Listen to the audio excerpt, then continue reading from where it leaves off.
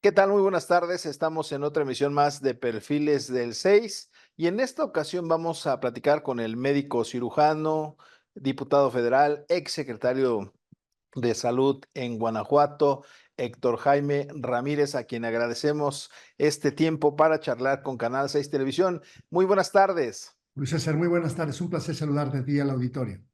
Muchísimas gracias. Como conocedor en materia de salud, tanto en la parte legislativa como en la práctica, usted ha trabajado de cerca en el ISSSTE, en el IMSS, en instituciones también privadas. ¿Cuál es su percepción en este gobierno que está ya en el ocaso, en la parte final, en materia de salud? En alguna ocasión o en varias ocasiones se nos dijo que al final del sexenio tendríamos un sistema de salud como Dinamarca, doctor.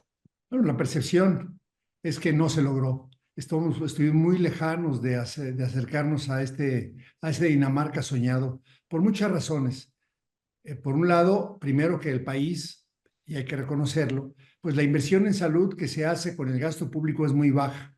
Este gobierno le tocó recibirlo con inversión baja y continúa con inversión baja, menos de 3 puntos del PIB, cuando lo recomendable es que sea el 6% de inversión pública, y México es el país que menos invierte dinero público en la salud, en la atención médica de su población en todo el continente americano.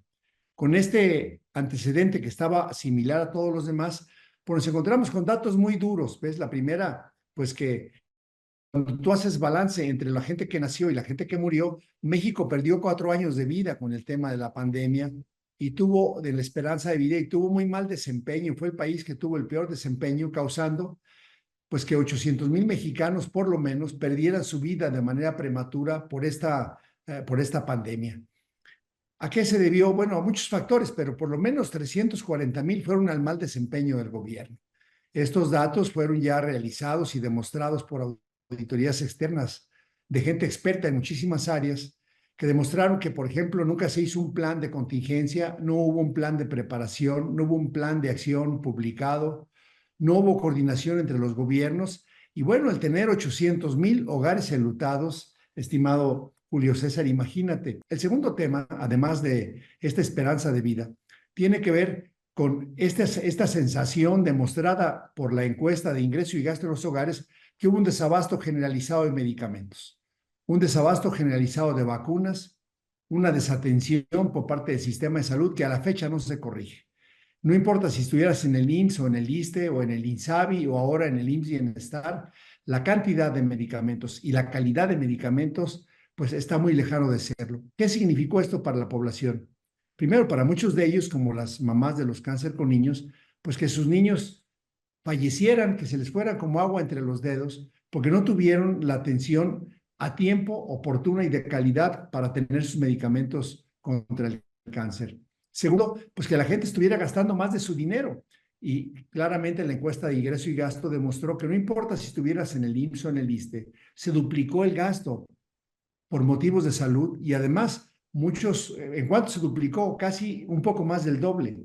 Y muchos hogares cayeron en pobreza extrema por gastos catastróficos. Y el tercero y último, que vale la pena señalarlo, es este retardo que a la fecha no se corrige de todos los padecimientos que no atendieron durante la pandemia, pero que tampoco están hecho un esfuerzo adicional para atenderlos. Y estamos hablando, por ejemplo, de la diabetes y sus complicaciones. Hoy tenemos casi el doble de personas que en este periodo han tenido ceguera por diabetes, mayor insuficiencia renal o han fallecido por insuficiencia renal o han fallecido por no ser trasplantados y el diferimiento de consultas y el diferimiento quirúrgico se sigue dando. Y ya para culminar, simplemente para dar los hechos, los determinantes de la salud, Julio César, también se vieron afectados. Cuando tú empiezas a quemar combustóleo, cuando no tienes medidas para proteger el aire, el medio ambiente, la gente, hace que la gente empiece a enfermarse más. Un aspecto positivo fue que ya se concedió un poco más del derecho a la información en el caso de la obesidad y el sobrepeso, pues porque se colocaron sellitos en los alimentos. Oiga, tiene exceso de grasas, tiene exceso de azúcares, y esto, pues ya cada ciudadano con los elementos que se le está dando por parte del gobierno, tendría que tomar decisiones si consume o no.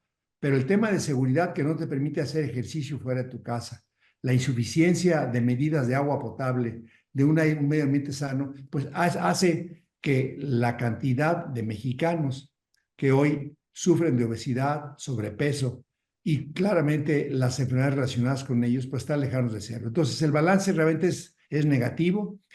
Y el último año fue el caos, este 2023, ya sin pandemia, ¿eh? 62,000 millones de pesos, de por sí invierten poco, y 62,000 millones de pesos, Julio César, que fueron no ejercidos en materia de salud. Por qué este subejercicio, doctor? Pues por negligencia criminal y por llevarse ese dinero de la salud a las obras magnas del presidente. Un subejercicio que yo te puedo decir en qué no gastaron, eso sí te puedo decir en qué no gastaron. 30,000 millones de pesos no gastaron en medicamentos, 11,000 millones de pesos no gastaron en vacunas, y el resto en programas, en 22 de los 25 programas de la Secretaría de Salud hubo subejercicios. Ahora preguntarle, hablaba usted de la inversión en salud. ¿A cuánto asciende, o por lo menos para este 2024, cuánto aprobó la Cámara de Diputados para el sector salud? 940,000 millones de pesos. En términos reales, la cifra disminuyó una décima del PIB. Es decir, empezamos con 2,8, hoy estamos con 2,7, cuando lo deseable es 6. El balance es negativo con pena. El balance negativo con pena, ayer que fue ratificado por la candidata electa Claudia Sheinbaum, el director del IMSS, que hoy maneja 80 centavos de cada peso. Es decir, el IMSS que maneja el IMSS ordinario, más aparte maneja el programa IMSS Bienestar, más aparte maneja esta nueva institución que se llama Servicio de Salud para el IMSS Bienestar, pues maneja casi todo el dinero ahora de México. Es el secretario de Salud en funciones. Si pensamos que para hacer efectivo el derecho a la salud, un elemento clave es el dinero para contratar médicos, hacer infraestructura hospitalaria, contratar medicamentos, contratar servicios, y quedó para la Secretaría de Salud, y en este caso el doctor, que también ya fue anunciado por Claudia Sheinbaum, del doctor David Kesenovich como secretario de Salud, pues realmente queda muy manco, ¿ves? Porque queda con una autoridad muy menguada al no tener dinero, al no tener los programas importantes para la atención de la salud mexicanos, y quedarse con un papel rector muy a medias, mi ¿Ha estimado Julio. sido, es erróneo el tratar de fusionar en esta cuestión que hoy se llama IMSS Bienestar, doctor? Haber quitado los servicios de salud estatales es claramente un error. No hay un lugar en el mundo, salvo Venezuela y Cuba, que se haga esto. ¿Ves? En México es un país de 130 millones de habitantes, con 32 entidades federativas, casi con 2 millones de kilómetros cuadrados, que son varios países de Europa juntos y casi todos los de Latinoamérica juntos. Bueno, digo, salvo Brasil, que es más grande que nosotros, el territorio, tenemos un territorio muy extenso. Y cada servicio estatal de salud tenía dos tipos de instituciones, las federales y la propia estatal para Así la es. población derechohabiente. El tratar de concentrar todo hacia unas oficinas en México y entregar desde allá el servicio, la programación, el análisis, pues es muy insuficiente. Esta situación de crear un sistema de salud o de atención universal y medicamentos para todos, ¿cuál es su percepción? Eso sí es lo idóneo. Hacer la cobertura universal de salud sí es idóneo, que significa que no importa tenga seguridad social o no, tú recibas un paquete de servicios esenciales para toda la población y en todos lugares, entendiendo pues que es complicado en ocasiones llevar los servicios a 27% de la población mexicana que vive en zonas no urbanas, que viven en comunidades alejadas, en ocasiones con 4 o 5 viviendas. Bueno, 183,000 localidades, Julio César, se encuentran en poblaciones de menos de 2,500 habitantes. Ahí es complicado llevarlo. O sea, la cobertura universal es el sueño desde 1978. Decir eso, sí está claro. La pregunta es, ¿se han hecho las ¿Cómo? medidas para lograrlo? Es no. Claramente no, porque el quitar los servicios estatales, por más que sea un funcionario capaz en la Ciudad de México sentado en el escritorio, no conoce las peculiaridades del terreno, no se puede ver por Google Maps que están dos unidades cercanas, pero hay una barranca que para cruzarla te avientas medio día. Y este gobierno no ha hecho lo necesario para la cobertura universal. Y te voy a dar un solo dato, Julio César. El dinero no cambió para la población asegurada, pero se aumentó de 50 a 70 millones. Entonces, hay mucho menos dinero y cuando tú haces el estudio actuarial, y los tenemos hechos a través del CIEP y de institutos que se dedican a hacer esto, Ujú. México necesitaría para la población asegurada de manera urgente por lo menos 300,000 millones de pesos más que no se han dado.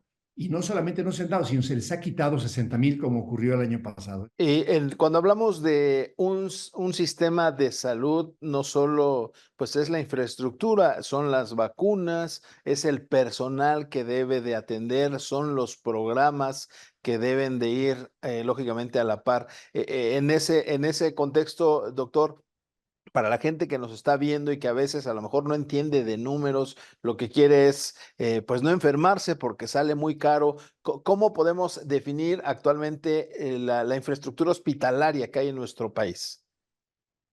Mira, la parte más relevante, además de la hospitalaria, que ahorita voy a entrar a tu pregunta puntual, se necesita una buena atención primaria a la salud. Por ejemplo, tú tienes seguro social, me imagino, al trabajar para esta empresa. Si tú me pudieras decir ahorita, ¿cómo se llama tu doctora? ¿En qué clínica estás?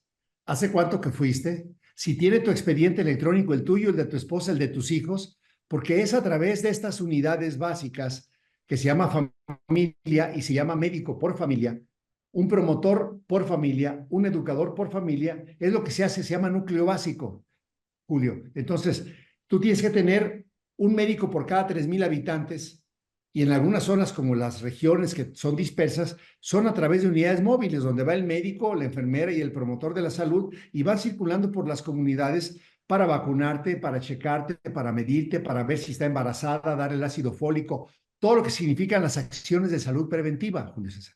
Esta parte está muy deficitaria y este gobierno no ha contratado. De hecho, ha traído médicos cubanos, por ejemplo, 2,400, cuando México en este sexenio produjo licenciados en medicina 17,000 por año, por 6 años, y produjo alrededor de 15,000 especialistas. Si no tienes médicos especialistas, ¿de qué te sirve tener una unidad hospitalaria como ocurre hoy en la Sierra de Oaxaca? Los Si famosos no, elefantes blancos. bueno, pues porque no fueron planeados con este mecanismo de regionalización que te comento. Ahora, tú puedes saber cuánto han invertido. Y entonces ya dice el Bienestar, ya tengo hospitales de alta especialidad para atender a mi población. Está el hospital del Bajío, está el hospital de Tamaulipas, está el hospital de Huixquilucan, está el hospital de Mérida. Bueno, esos ya estaban, nada más cambiaron de nombre. No, bueno, tenemos un hospital nuevo en Nayarit, a ver si ya estaba, pero era el hospital de Nayarit, de la Secretaría de Salud de Nayarit y ahora es del IMSS Bienestar. Entonces, con este truco de que pintan y le cambian el color, con eso te dicen que han hecho más infraestructura. La verdad, cuando tú sigues el dinero que se reporta en el gasto que informa el presidente, en los informes, y el día 1 de septiembre está llegando su último informe, te vas a dar cuenta que la inversión en salud ha sido paupérrima, escasa, casi nula. Ahora, doctor, hace un momento hablábamos del personal. Hemos visto brotes de inconformidad de muchos doctores, enfermeras en los últimos meses, en varios puntos de la República Mexicana. Apenas vinieron gente de Guerrero a manifestarse en el Zócalo porque advierten que esa fusión del IMSS Bienestar pues simplemente les va a afectar, no les va a respetar su antigüedad y ellos precisamente, pues tampoco, o muchos de ellos, no están siendo basificados. Le recuerdan a la autoridad que estuvieron en la primera línea, muchos de ellos murieron durante la pandemia, se les quería, se les trataba como héroes, pero una vez que pasó la pandemia, pues ahora son incómodos para el gobierno, muchos de ellos, doctor. Julio César, acabas de tocar un punto toral. No solamente médicos, enfermeras, odontólogos, nutriólogos, psicólogos, Personal de salud, sí, sí. personal de medicina prehospitalaria. Bueno, lo que está ocurriendo es lo que pasa cuando desde el centro se ve solamente la nómina, ¿no? Imagínate tú en el gobierno más chiquitito de este país, Colima, ¿no? La población más pequeña, Tlaxcala, Nayarit. Había, Morelos. había médicos en la Secretaría de Salud del Estado que tenían plazas federales cuando se descentralizó. Eso siguen con plaza federal, aunque se vayan al IMSS Bienestar. Ahí no hay problema. Pero había muchos médicos, porque esto empezó en el 97, casi 20 Ujú. años de federalización hizo que también el gobierno estatal contratara médicos con plazas estatales, porque cuando te enviaron los primeros médicos en el 97 que firmó Nayarit, Hacienda dijo, nomás a partir de ahorita todas las plazas ya no son federales, son plazas estatales. que se homologaban en salario a la federal. Ahora que llega el IMSS Bienestar, dice, tú trabajas en Canal 6, ¿cuánto ganas? 10,000. Bueno, ¿y tienes plaza federal? No, entonces mira, te vamos a dar una nueva plaza acá, pero vas a gastar, en vez de 10,000, vas a gastar 6,000, vas a ganar 6,000. ¿Cómo? ¿Y mi antigüedad? No, sin antigüedad. Y base, pues para cuando haya. ¿Cuántos años llevabas trabajando tú? Bueno, en el 97 te pudieron haber contratado, llevabas 20 años trabajando con la plaza estatal, y cuando te contratan, ¿no?, en el IMSS Bienestar, si quieres, pues te están dando como el 60% de tu salario, ignorando derechos laborales básicos. Entonces, realmente es una tragedia, es un desprecio, porque nunca los trataron como héroes, ¿no? Porque además los engañaron, dijeron, si usted está dispuesto a morirse con el COVID, porque no tenían cubrebocas, no tenían equipo, Sí, sí. no fueron vacunados a Pues, tiempo. pues, Fue pues porque no se prácticamente la pandemia desnudó lo que realmente pasaba en el sector salud, doctor. desnudó esta negligencia criminal del gobierno federal, Julio César, cuando no los protegió. México, y ahí sí somos primer lugar mundial. México fue el país que se murieron más médicos, más enfermeras y más profesionales de salud en todo el mundo por cada 100,000 habitantes, por el manejo pésimo de la pandemia. Entonces, ni los trataron ni ahora los tratan con desprecio, porque te dicen, oye, Julio César, tú estás en la Ciudad de México. Sí, bueno, hay una plaza si quieres allá en Coahuila, en la sierra, y te damos base. Oiga, pues moverse hasta allá con la mitad del salario por una basificación que ni siquiera es una basificación con el salario regular de los otros trabajadores. Y mira, el ejemplo es más simple. ¿Por qué el programa IMSS Bienestar no se cedió a la institución IMSS Bienestar? Existe el IMSS ordinario, el programa IMSS Bienestar con 89 hospitales que está presente en 19 estados, que siguen igual. Ellos siguen basificados igual y no lo cedieron, como si exigen que los estados se cedan todo. El IMSS Bienestar no lo cedieron porque las plazas son de mayor costo. Entonces también esos trabajadores están protegidos, ahí no hay problema. No hay diferendo en el IMSS ordinario, no hay diferendo en el programa IMSS Bienestar, pero sí todos aquellos estados cuyos gobernadores y responsables, a mi juicio, entregaron los sistemas de salud a la federación, están desprotegiendo primero a su población al disminuir la calidad y el número de servicios y al no tener medicamentos locales.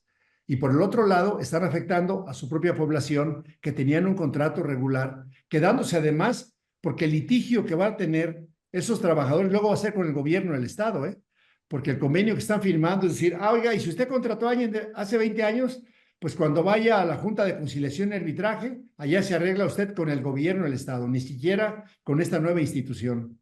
De ese Claro. también es el tema. Entrando en la parte final, doctor, preguntarle también, pues decía, estamos en el ocaso, ya en la parte final de este gobierno, ya se anunció a quien será el encargado de la Secretaría de Salud. Preguntarle primero cuál es su opinión sobre el próximo secretario de Salud y cuáles serían los 3 primeros pendientes que tendría que atender de manera inmediata el nuevo gobierno.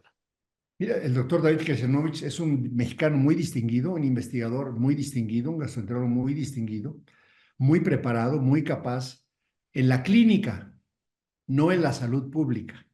El primer reto que va a tener es buscar gente que sí sepa de salud pública, que no esté ideologizado, que no le impongan a personal como el que está ahorita y que se lo pueden estar imponiendo. De hecho, el presidente dijo, ay, que se quede Sbarch y que se quede Ruy López Vidaurre, que son los dos subsecretarios, uno es subsecretario y otro es el titular de la COFEPRIS, pues que no le impongan a la presidenta Claudia ni a David la posibilidad de llevar gente más competente para que le puedan ayudar al menos en la rectoría del sistema de salud en el poquito presupuesto que le dejaron.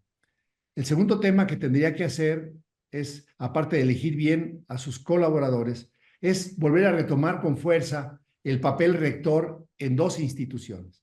Una se llama el Consejo de Salubridad General, que ha servido de tapete, que se anuló con este gobierno y que tiene que ver con la preparación para futuras pandemias.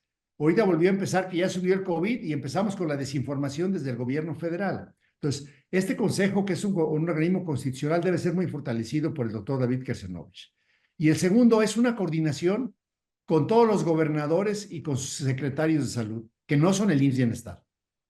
Cada gobierno estatal tiene un secretario de salud, aunque hoy no tenga dinero. Por ejemplo, el gobierno de Nayarit tiene secretario de salud sin dinero, sin médicos, sin enfermeras y solamente con las actividades que el gobierno federal está dejando de regulación sanitaria. Y esta institución se llama Consejo Nacional de Salud. Estas dos instituciones, una constitucional valiosísima, que es el Consejo de Salud General, y la otra, el Consejo Nacional de Salud, deberían ser muy útiles. Y le preguntaría dos temas finales, aparte de los temas de coyuntura, como escuchó, se llama perfiles y también tocamos temas un poco más personales. ¿Qué sigue para Héctor Jaime Ramírez una vez que concluya esta legislatura? Bueno, yo me sometí al escrutinio por tercera ocasión consecutiva en mi distrito como diputado federal de Acción Nacional por el quinto distrito en León. Fui electo por mayoría, obtuve más de la mitad de los votos, y estaré tomando protesta. Primero me estaré registrando el día 23, ya presentando mis credenciales que me entregaron como diputado electo. El día 30 se estará estableciendo previamente el órgano de gobierno para definir quién va a estar al frente de la nueva instalación, y el día 1 de septiembre me estaré instalando por quinta ocasión como legislador, por tercera consecutiva como diputado del Partido Acción Nacional en el Congreso de la Unión, Julio César, y estaremos buscando aportarle al gobierno, hacer muchas propuestas, apoyarlo en todas las decisiones que tengan que ver con salud, como ha ocurrido ahora. El 90% de las decisiones de salud fueron aprobadas por un servidor tuyo en el Congreso, y seguiremos apoyando, siendo muy crítico, pero muy propositivo y muy comprometido. Usted también formó parte del equipo de la ex candidata Xóchitl Gálvez en materia de salud, encabezaba las mesas, frustrado, decepcionado después de lo ocurrido el 2 de junio. No, uno tiene que hacer lo que uno tiene que hacer. Estamos contrastando, he platicado con el doctor Kesenovich en varias ocasiones, hemos debatido en varias ocasiones, conoce nuestras propuestas, muchas de ellas concurren en acciones que hay que hacer, y si en ellas él decide como secretario y le dan la autoridad para hacerlo, pues va a poder avanzarse. Pero además hoy tenemos que fortalecer mucho más otra comisión en el Congreso que se llama la Comisión de Seguridad Social, en donde está el ISSSTE, en donde está el Seguro Social, en donde está el Infonavit, en algunas de las áreas, y claramente ahí tenemos, como ya hoy ahí hay, te decía yo hace rato, 80 centavos de cada peso puestos en estas comisiones. Bueno, estaremos más al pendiente, estaremos exigiendo más que el Seguro Social, que el ISSSTE cubra con la responsabilidad de la atención médica, además de la seguridad social. Si usted nos lo permite y como es costumbre en este espacio donde lo que intentamos es pues tratar de esclarecer temas como salud, temas de coyuntura, si hay las condiciones, una vez que se establezca la próxima legislatura, invitarlo a usted, invitar a otros legisladores especialistas y hacer una mesa ahí de análisis desde la Cámara de Diputados, si las condiciones lo permiten, para seguir ahondando sobre este tema tan importante que es el sistema de salud de nuestro país, doctor. Para mí será un honor, y por supuesto que serás más que bien recibido, Julio César, en la Cámara de Diputados, en el Palacio de San Lázaro, y si no, pues nos vemos en el Canal 6 en persona, con mucho gusto. Muchísimas gracias. Gracias al diputado federal Héctor Jaime Ramírez. Gracias a usted por acompañarnos en otra emisión más de Perfiles del 6. Nos vemos la próxima semana. Muy buenas noches.